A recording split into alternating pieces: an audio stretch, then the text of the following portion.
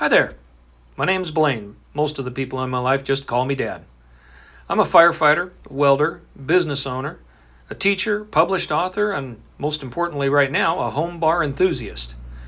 Recently, I felt the need to try something new while we were all stuck inside. So while everybody else was trying to figure out how to work out, I took up bartending and mixology. I've learned as I'm about to show you that while there's a few rules, anyone can learn the secrets of the world's best bars and mixologists. I've also learned it doesn't take a lot to get started. Your bar doesn't have to be amazing, and then you can literally be the star of any party you go to. I created these videos to give you the insight and teach you the skills that I've learned. In them we'll make the Prohibition era classics, as well as many of the new cocktails you might find on a night out. I'll touch a bit on the history of each, probably throw in a few good dad jokes for good measure. So come on in, have a seat, relax. I'll ask you the same question I ask all my friends and family now that they're old enough when they come over. You care for a drink?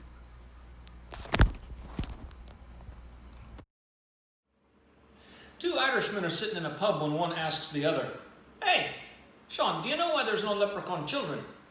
"Come to think of it, I really don't. Why don't you enlighten me, Paddy?" "Well," says Sean, "it's simple, really. It's 'cause he lost his Lucky Charms." We're not going to be eating any Lucky Charms today, but with it being so cold and wet outside, I thought a nice warm drink to feed the soul was in order. I'm feeling like an Irish coffee. Now, the story goes that the coffee was invented in Ireland at a small airport. The year was 1943, and Joe Sheridan was the head cook and chef at Foynes Port, near Limerick, Ireland. Foynes was a small international airport, really just a spit on the map, but it was important for refueling stops in the day.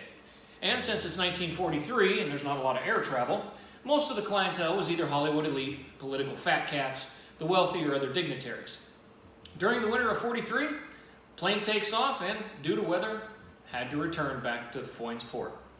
Well, this happened often enough that a bit before that fateful night, the airport had built a restaurant and lodging to take care of these special passengers. Old Joe Sheridan felt so bad for them being cold, wet, and miserable, most of them were Americans, that he created a special drink that would go down in history. His passengers evidently enjoyed it so much the entire terminal and the restaurant fell silent as they drank. As the story goes, one with the surprised Americans said, "Hey buddy, is this Brazilian coffee?" To which Joe replied, "No, that there's Irish coffee." And the name stuck. It became such a huge hit at the airport that it became a staple beverage. In 1952, at the end of the war, travel writer Stanton Delaplane asked Jack Kepler, the bartender at the Buena Vista Hotel in San Francisco, to try and recreate the iconic drink. He was close, but the cream kept sinking down to the bottom. Try as he might, he couldn't get it to float on top of the coffee like Joe did. Finally, he sought out old Joe all the way in Limerick, Ireland, and learned to make the drink the correct way. And the rest is history. Or is it? You see, according to Eric Felton, the former drink columnist and drink historian for the Wall Street Journal, it's very possible it was invented around 1940 at the Dolphin Pub in Dublin, Ireland. The use of the cream and sugar being used to cover up the terrible tasting coffee of the time. If that's the case, the drink did eventually spread quickly to the airport in Limerick. Perhaps Joe Sheridan had one at the Dolphin and then recreated it for his passengers a few years later. And as far as when it made it to America, well, there's some dispute on that as well. The Buena Vista certainly popularized the drink, but the first mention of it was by a food critic named Clementine Paddleford in the New York Times Herald. For her St. Patrick's Day column, she gave the recipe for Irish coffee and extolled its deliciousness. And it clearly is the same recipe. Felton goes on to say that New York didn't really take to the drink, and it was clearly Delaplane in San Francisco who gets credit for the drink becoming a sensation. That and the marketing of the Buena Vista Hotel. Even today, if you visit the Buena Vista, they make it the same as they did back in the 1950s. And according to those who've had it, it's just as delicious now as it was then. Either way, it's still a wonderful way to warm up on a cold, dead, wet day. So come on in. What do you say? You care for a drink? How about an Irish coffee? So what we're going to do is we're going to start out with our Irish coffee mug. I'm going to put some hot water in this to preheat it.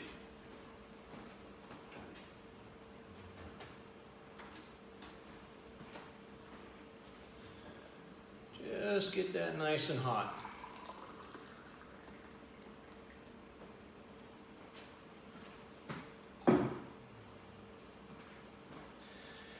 Next, what we're going to need is a tablespoon of brown sugar, our Irish whiskey, in this case we'll be using Jameson's,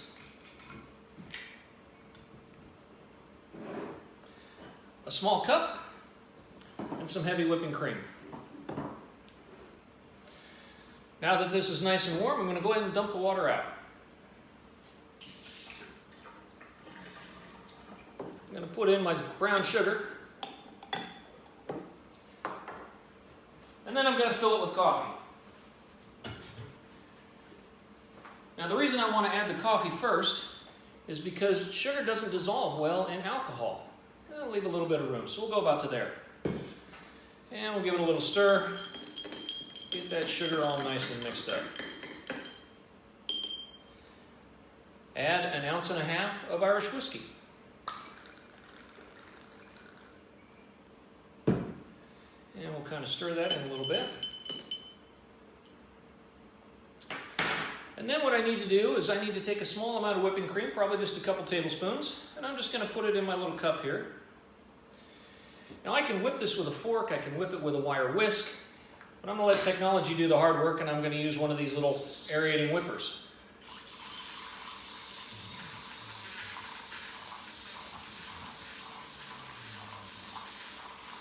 It doesn't need to be too thick, just enough that it'll sit on top. And then I'm just going to float this right on top of the coffee. Just like so.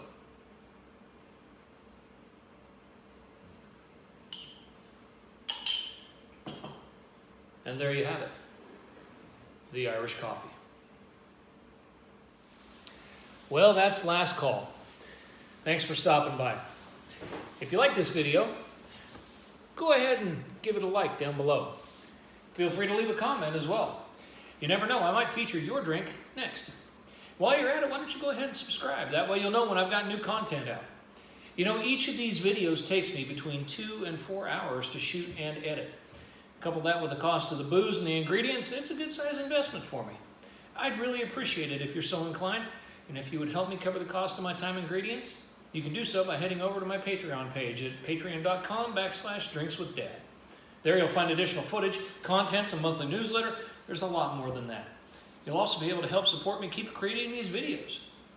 I'll see you next time.